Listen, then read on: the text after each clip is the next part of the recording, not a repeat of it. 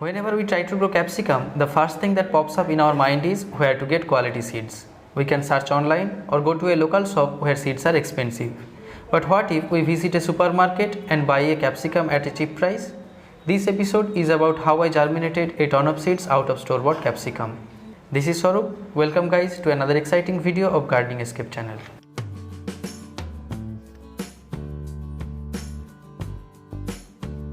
This is a store-bought capsicum I already cut in half. Its placenta is full of seeds.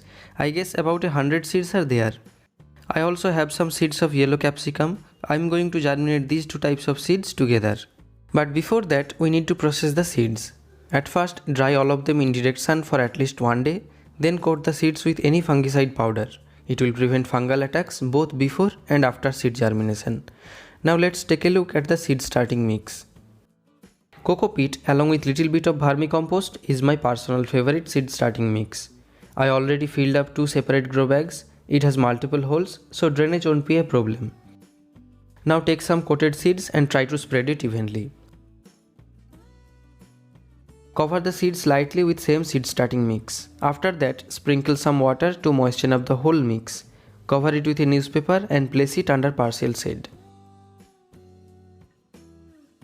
After 3 days, both the varieties are showing up nicely.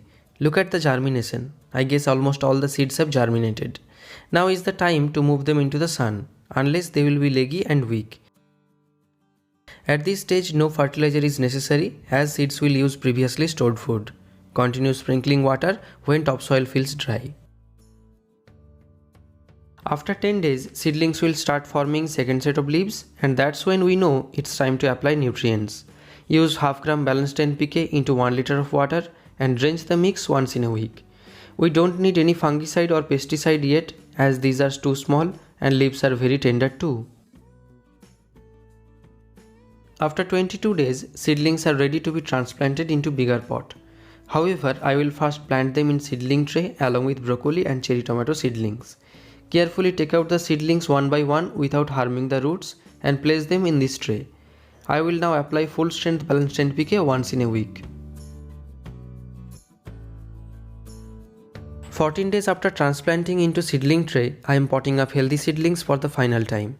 I pre-filled these grow bags with potting mix containing 60% soil, 30% vermicompost, 10% sand and a little bit of superphosphate. With some care and timely feeding, I know these plants are ready for huge production.